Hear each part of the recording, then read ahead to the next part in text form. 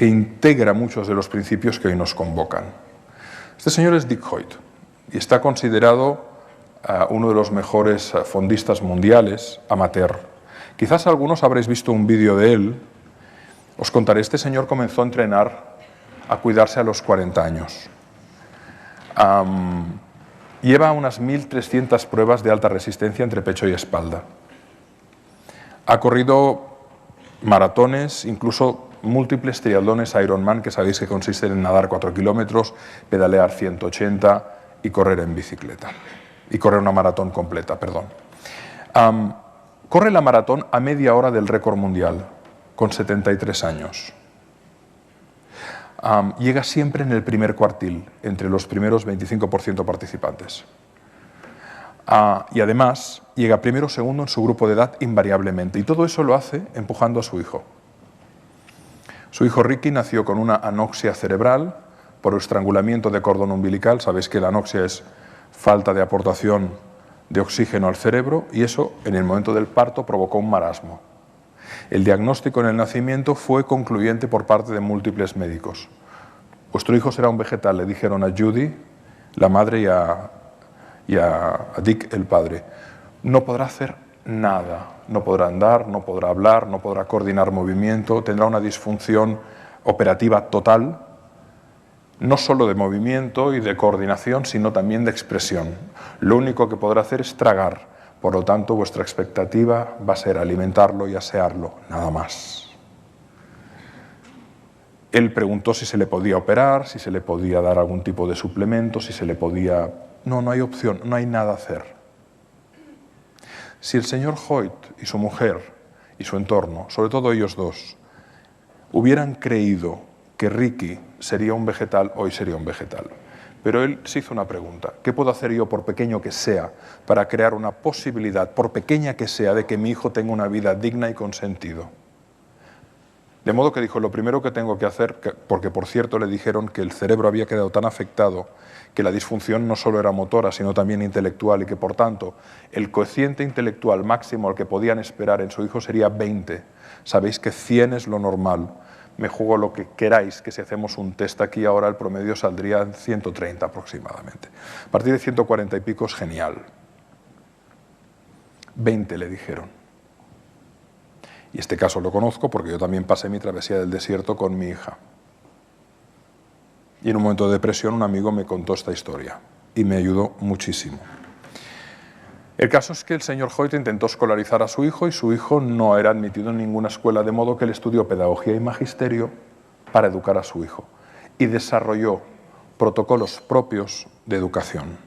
Por ejemplo, utilizaba post-its que pegaban todos los objetos de la casa para que su hijo pudiera leer con letra de palo y con letra atada, mesa, vaso, silla, televisión, mando, todo.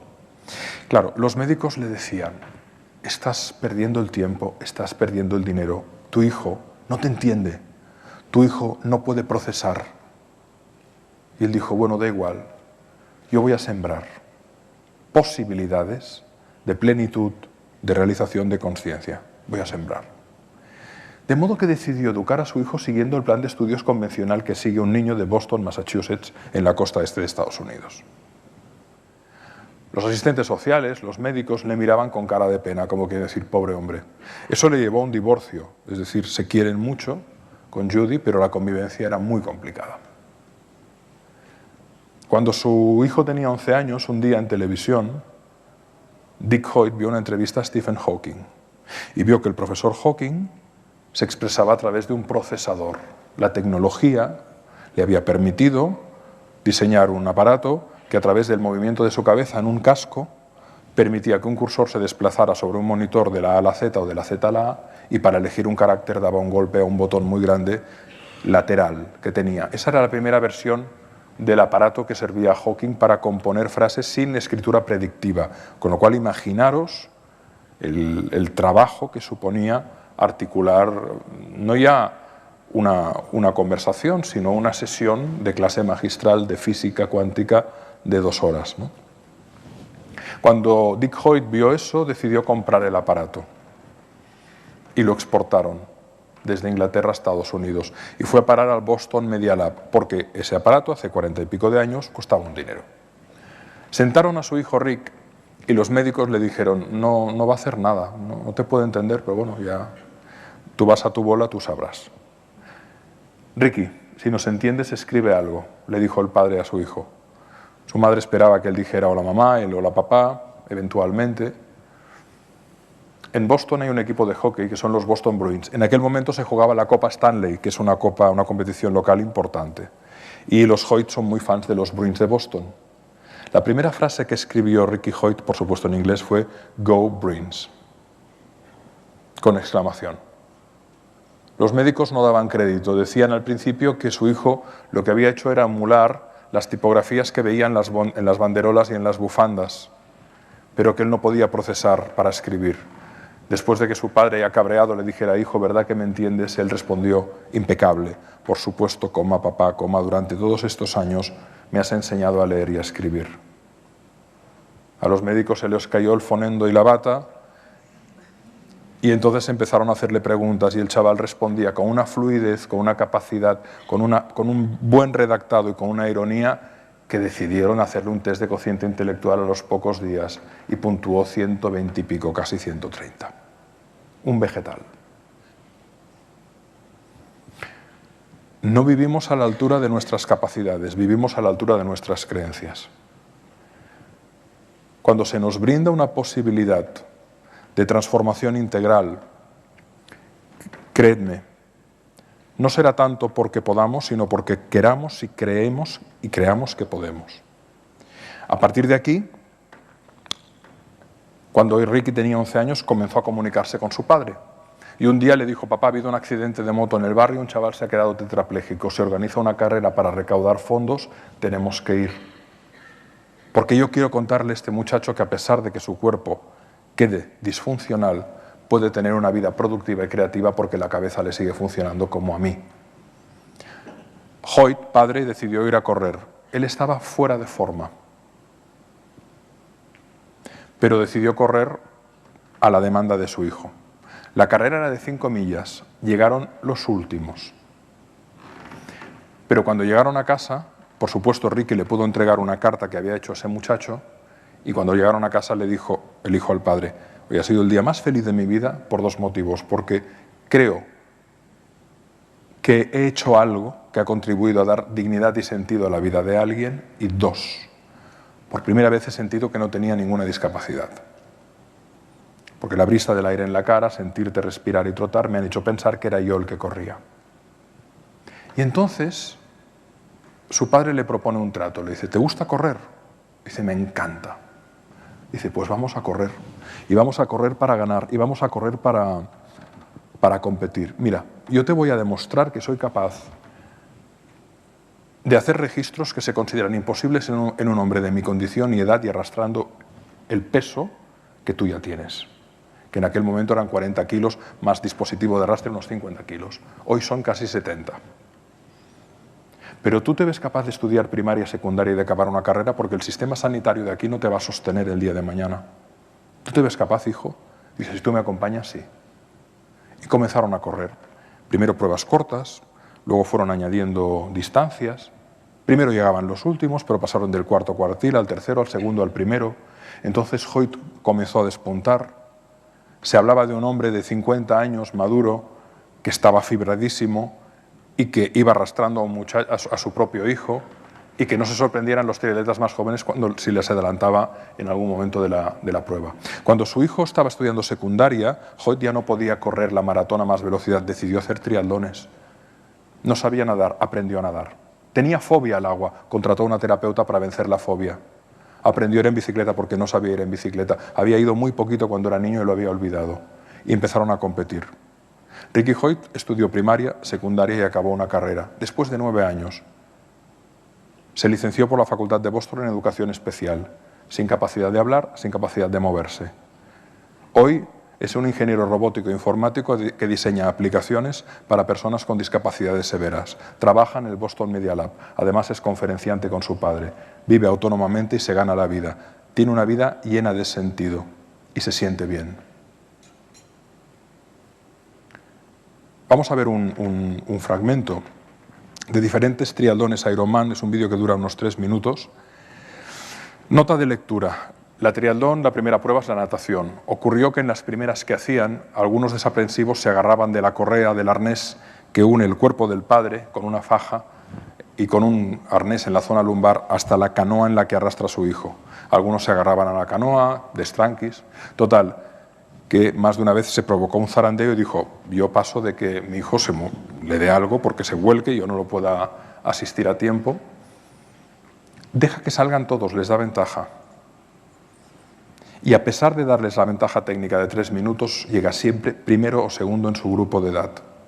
Se ha hecho una escultura, se inauguró hace muy poco, en Boston, en el lugar donde hubo el atentado, del padre y el hijo corriendo juntos, como el espíritu, me atrevo a decir, de feel good, de sentirse bien, y de contribuir a una vida de sentido desde una aproximación integral, porque la salud no es solo la ausencia de enfermedad, es todo aquello que moviliza no solo nuestro bienestar físico, sino nuestra capacidad de pensar bien, nuestra capacidad de expresar bien las emociones, nuestra capacidad de vincularnos bien.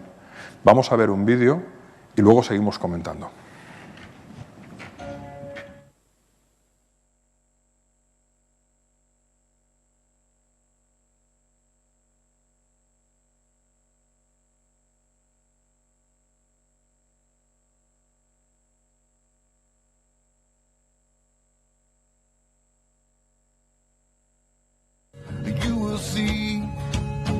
How much I'm worth, you get past the rocks and dirt.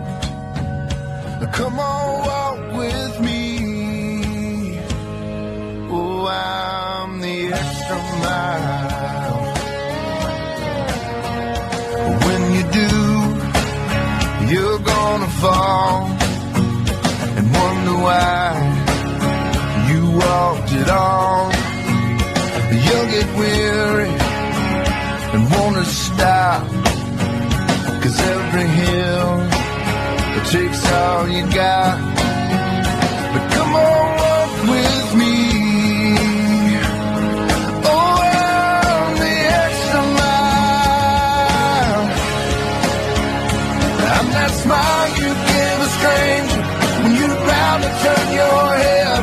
I'm that book you read your children when you'd rather be in bed. I'm forgiveness that you give when you don't think you can. Forgive somebody one more time.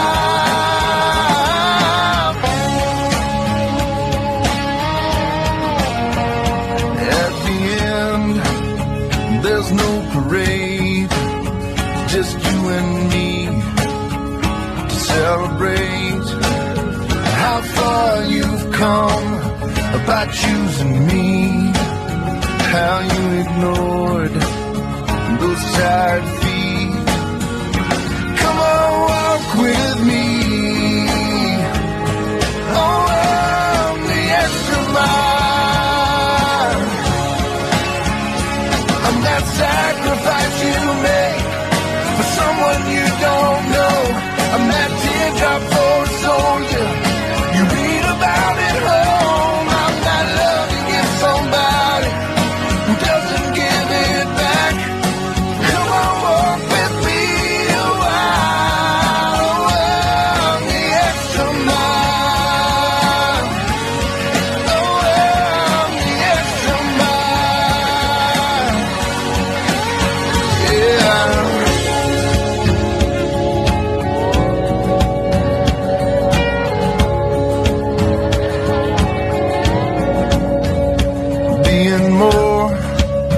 Than what you see, takes all of you and one of me.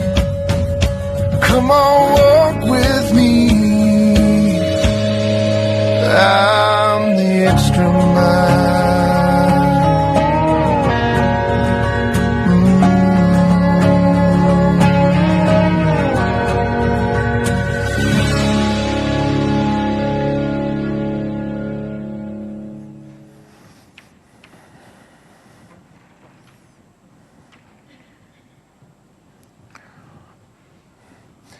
concepto de the extra mile hace referencia al sobreesfuerzo a veces necesario que uno tiene que hacer ante un desafío en la vida, ante una enfermedad, ante una crisis, ante una dificultad, básicamente ante una incertidumbre de...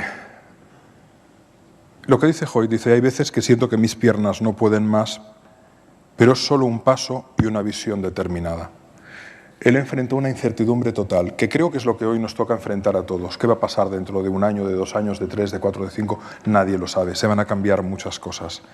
Pero lo importante es la determinación de ir avanzando, porque en el proceso no será tan importante lo que vaya a pasar, sino la fortaleza conquistada y la capacidad de adaptación y de resiliencia y de transformación que habremos ido conquistando en cada paso que hemos ido dando.